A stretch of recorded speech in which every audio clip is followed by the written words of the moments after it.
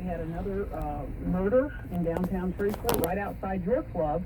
Tell us where Phoenix is now. A lot of us remember Phoenix Underground, but it's a different location. Where are you, and when, and what happened?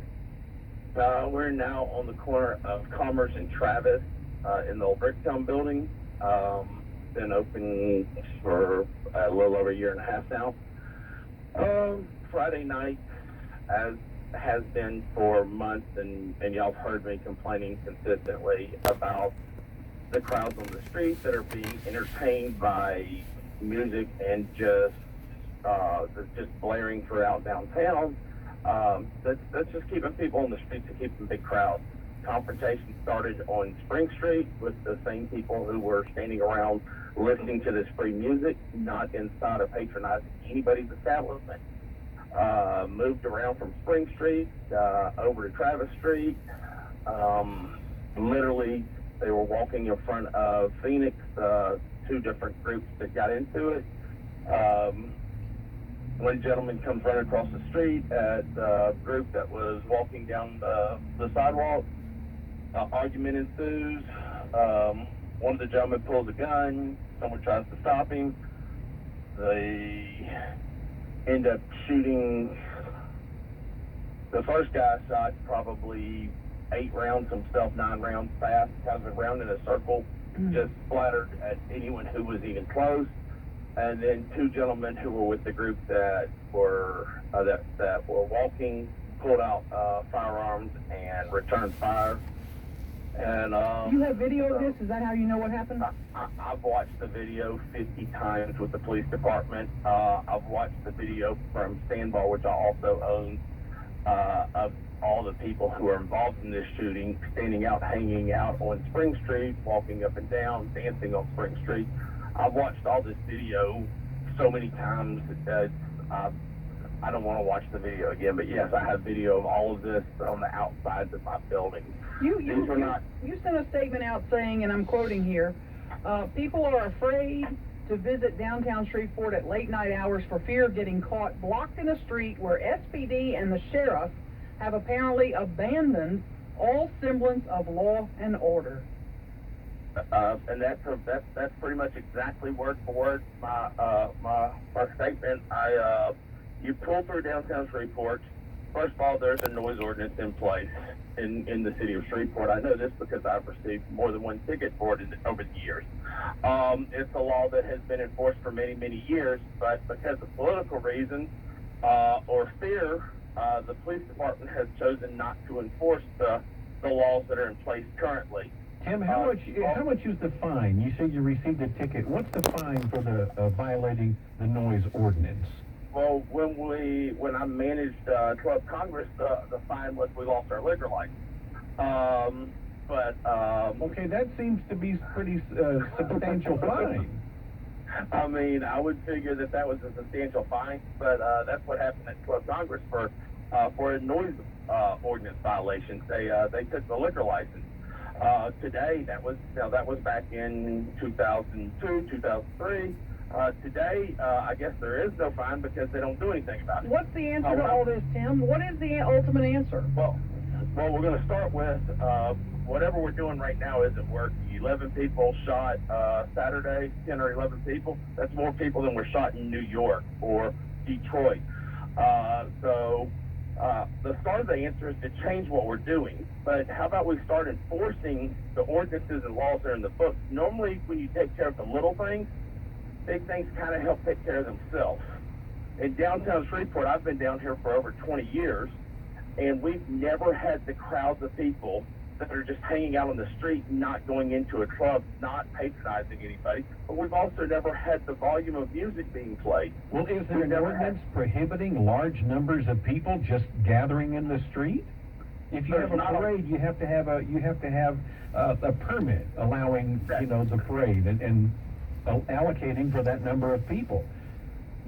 That would be correct, but there is no law against the parade is actually taking up the streets doing things. There is no law against people hanging out on public property in the streets. As long as they're over 17 or 18 years old, they can walk the streets legally at night. That's not a problem. But they've never had those big groups just hang out downtown because they weren't being entertained. At this point now, they're grabbing entertainment.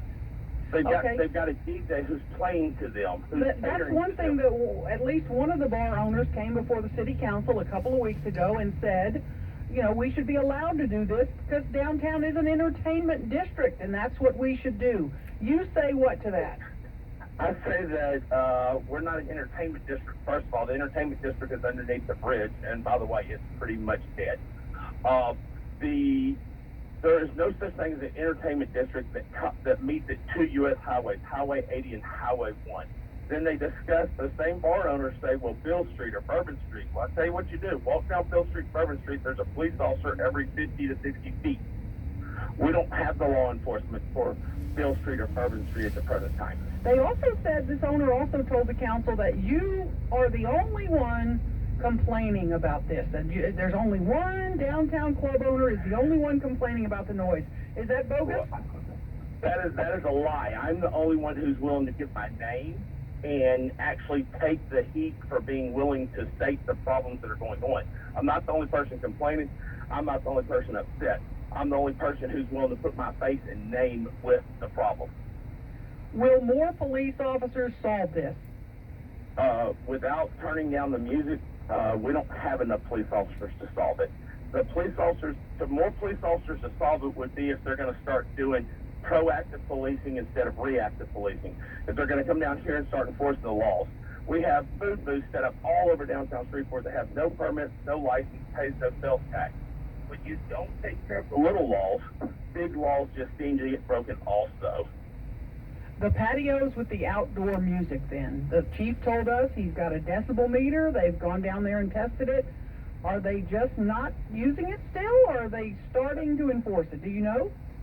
They come in one night, said they were going to enforce it, showed all of us where the music levels need to be and what they need to be to, and then left and have allowed it to continue to be violated ever since then. I've called a dozen times. I have multiple videos. I have an attorney working on filing a writ with the city now.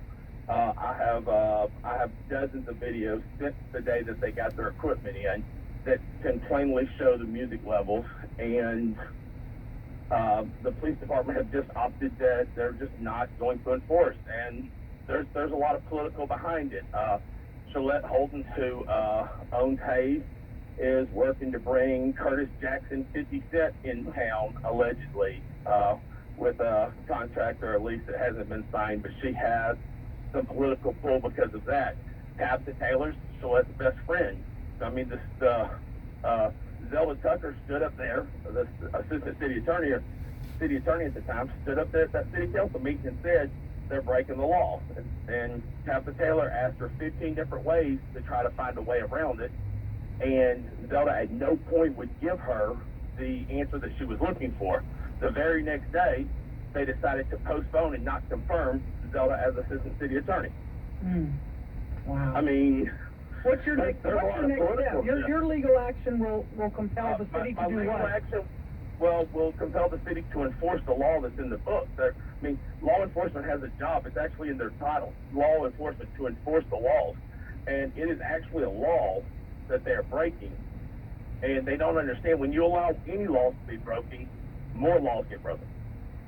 Well, when you're playing music loudly out onto the street, you're promoting minors can come down there. There's no IDs being checked on the street.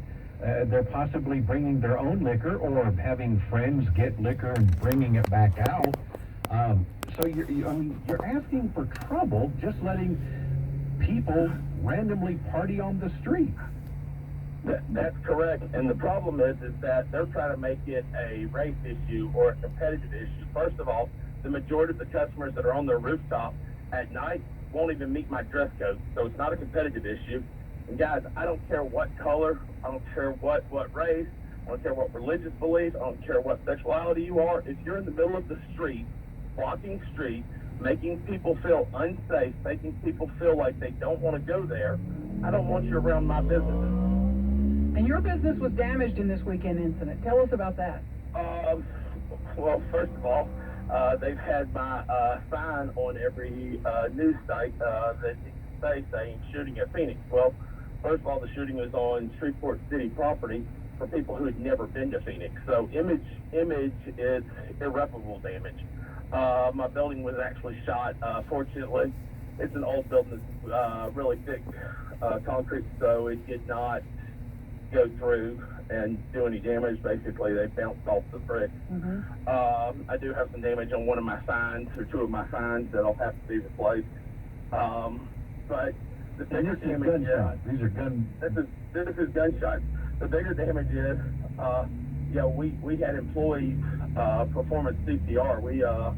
We have, we're standing there in the middle of this. We're trying to throw a party, provide entertainment. Now, how many, you said earlier a number, and we understand one dead in that incident and at least one wounded. You're saying more than that. No. There's 4 total people that were shot. One person was a ricochet off the ground, which is one of my actual employees. Ricochet off the ground and hit his foot. No life-threatening, no major damage. Fortunately, thank God. Not a major issue. Yes, we're talking with Tim Huck, owner of Phoenix Nightclub. Tim, do you play music? Do you have speakers outside, and are you playing music out onto the street? Well, I tried to counter these crowds, and I put a big system on top of sandbars to play rock music. And within 10 minutes of me turning my music on, the police department come in and told me to turn it on, quoting noise ordinance. To turn it off, quoting a noise ordinance. But the music across the street was still being played. Yes, but they actually learned the noise ordinance. However, I have them on video threatening me with legal action if my music is louder than such and such. So I've chose not to play mine anymore and just to pursue legal actions otherwise. Tim Huck, owner of Phoenix Nightclub. Thanks for your time, sir.